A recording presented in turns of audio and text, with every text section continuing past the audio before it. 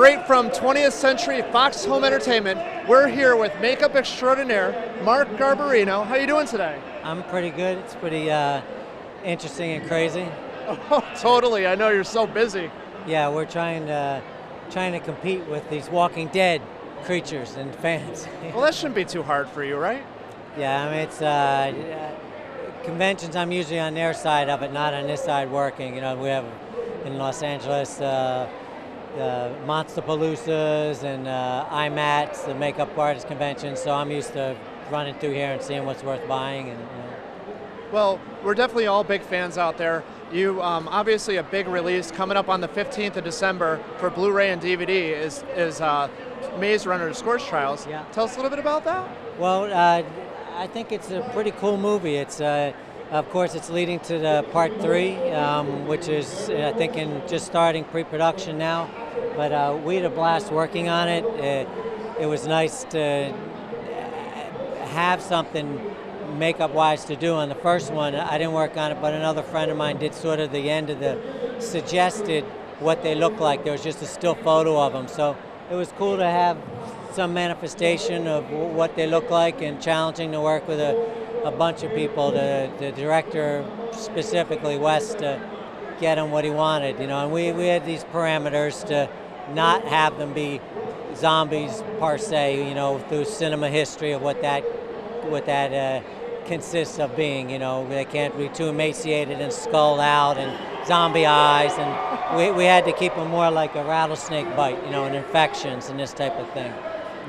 So how challenging is that? Somebody says, I want you to make a zombie, but not make a zombie. Very challenging. You know, I work with Amalgamated Dynamics Incorporated, and they brought me in on the job, and you know, we were given by production some very cool production artwork, and from there, and then we try to say, well, where do we take that? You know, they went very ambitious at first, in which veins are coming away from popping out as if a worm was in your circulatory system and broke through your skin. What it came about is that's more saved for the CGI guys. You know, there was more of that if you saw the progressive cranks on the bottom floor and the levels and that type of thing. So we had to keep ours just emerging, you know, as our final solution for what we'll call a practical, non-computer embellished you know, creature. Now, you've worked on so many different things. What is the one thing that really stands out the most of what you've done? I mean, for me, I really liked Babylon. Well, you know, Babylon 5 has a huge following. So, you know, Optic Nerve Studios were kind enough, John Vulich and Everett Burrell, to bring me along in that team. There's Will Huff, Greg Funk, Fiona Cush, Gabe DeCunta, Jerry Gergely. Everybody has a super strong reputation and career based on our chance to hone our skills on that show. We crossed paths with some of those actors. Andreas passed away, that played Jakar, and I did him a lot. Will did him a lot. He was a great guy. He was a real subdued man that was had his convictions of how he saw life, and you know, but he was great in that character, and he loved it, and we learned so much on that show. I was going to say, it must be like a really unique thing being able to do makeup for other artists, because you really get a chance to know them. Well, we like to think, particularly if we're doing prosthetic makeup, but all makeup, that you're giving them a tool. I wouldn't call it a crutch, but I've done some acting, and you know, particularly because I'm in SAG as a puppeteer, I've worn suits on Buffy the Vampire Slayer and puppeteered things, so we know, like I played an old guy and I've had makeups on, and when you have a makeup on, you're so freed, you're so much given the power of like what's the word for non-recognizability, you know, so maybe you want that as a bigger actor. That's artistically our challenge. When you have someone famous, they can't be buried. Johnny Depp just got coolly blended in, I think for the better, by Joel Harlow, and for Johnny's want too, but there's other actors where the producer's just all over you saying, it's too much, you gotta recognize them. Can you know, take away this and this and this, so you're, you know, a character that's famous and recognizable, you have to make a blend of the real actor cast, and then what can we do to make them people identify? That's Abe Lincoln, or you know, that's but it's a joy. John, I think that one of the best things I did with, he's a great sculptor, Nick Mara. Nick Mara brought me in on a job in which he said, just in a week's time, I sculpted a makeup on John Voight to look like Howard Cosell. And we became buddies, and he said, you want to do the makeup? I did one test for Michael Mann, and boom, we started filming like the next day. So that was a huge jump. It's like John Voight, a lot of people are like, John Voight is Howard Cosell, but we did it, John did it, and John sure as hell needed that makeup, because when John was, didn't want to look like a fool, but when he looked like Howard Cosell, then he can do an imitation of Howard Cosell. And, that got a lot of respect, that makeup, so. That's cool. Now, did you always know that you wanted to do makeup? Did you say hey, that's for me, that's what I want to do? I was telling both of these folks this. I grew up, my dad's a second generation Italian immigrant, brilliant, successful lawyer. My mother's musical theater, so she's more art related, but growing up in a Catholic parochial school system in Philadelphia suburbs, you're not hearing about, there's a history, you can have a career as a prosthetic makeup artist or making the monsters. The closest that I saw that has come, they did a national tour because Planet of the Apes series was so big, it was like by now the 4th installment, and they came to a Gene London show, that was a Philadelphia local show, and a kid that was an actor, Donald Cilio, in my grade school, he got through his connections to have the monkey makeup done on him.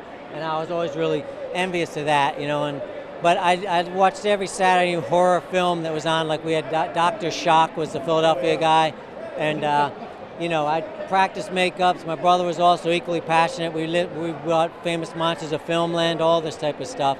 And then I went into high school, and there's no more thought of such a thing, and I don't think until I was my senior year in high school at a good Radnor High School that was very developed and saw art in a higher sense and had talent and teachers bringing it to that level.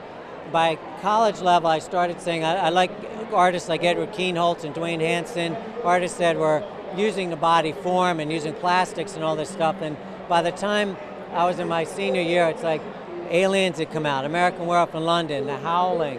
When I saw Alien, the first one, H.R. Giger's creations, and I see him, he actually was there sculpting in these big giant things, and I was like, man, I want to do that. If there's a job doing that, that's what I want to do. So that's why I just started steering my career towards doing that, yeah. Awesome. Now, anybody else who is kind of interested in the same type of career, do you have any words of wisdom?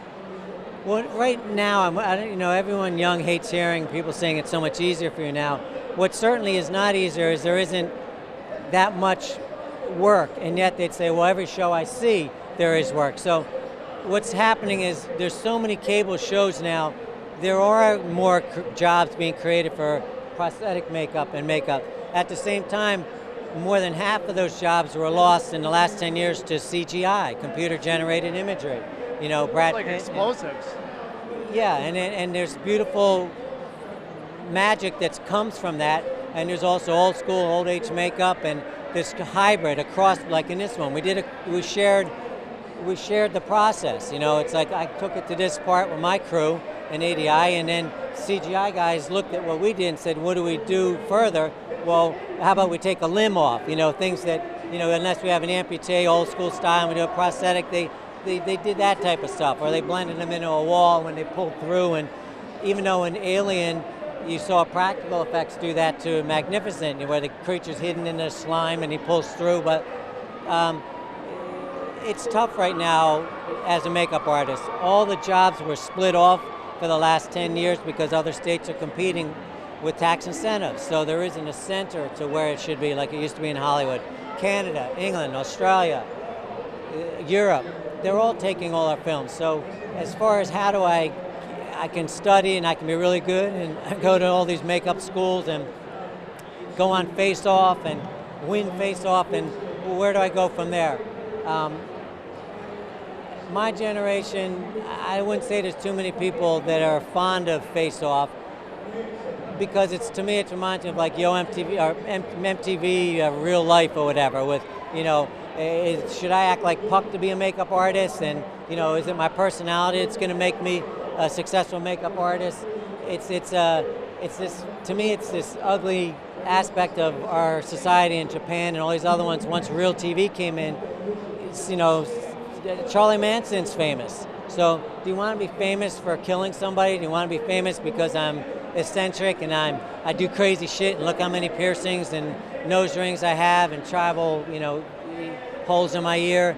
Or that's what that show seems to encourage. And I would say to all these makeup artists, I don't think that's a smart thing, because eventually you're going to be facing with all different age brackets actors, if you're lucky, and an old person's going to look at you the same as if you're smoking a cigarette before you start a makeup, and or suspecting that, like, you're too odd, you're too foreign, you're taken away from what you're here for. So, I used to have a mohawk when I worked at Air in New York, but it was a nightclub. I had double earrings, I wore eye makeup.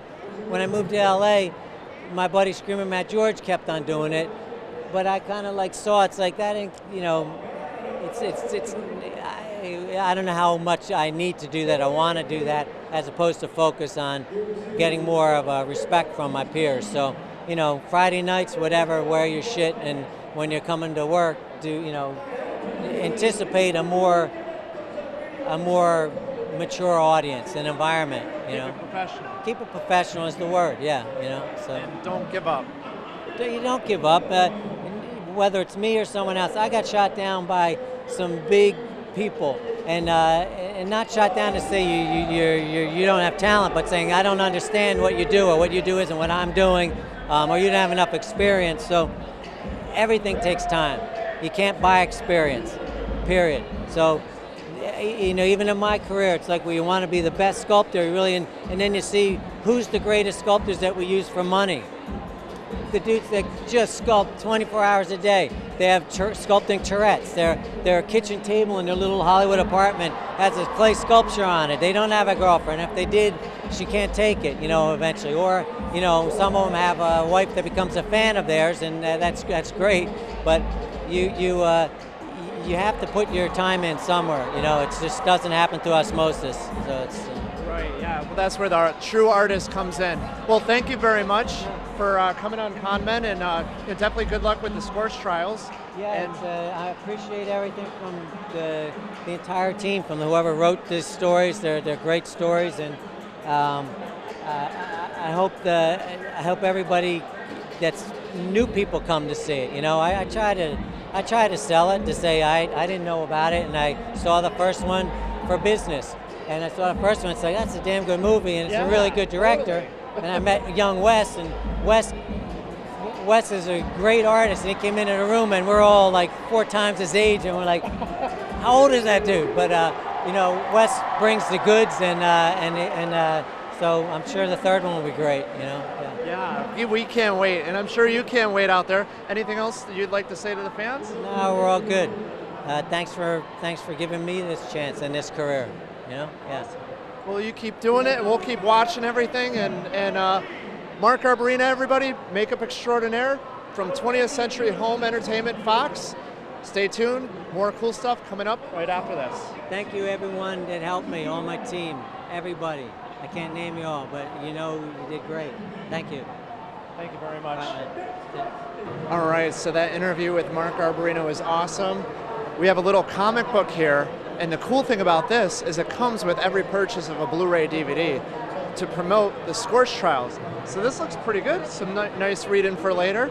So be sure to get your copy, pick it up in the stores, December 15th. Take a look at the comic. See you later.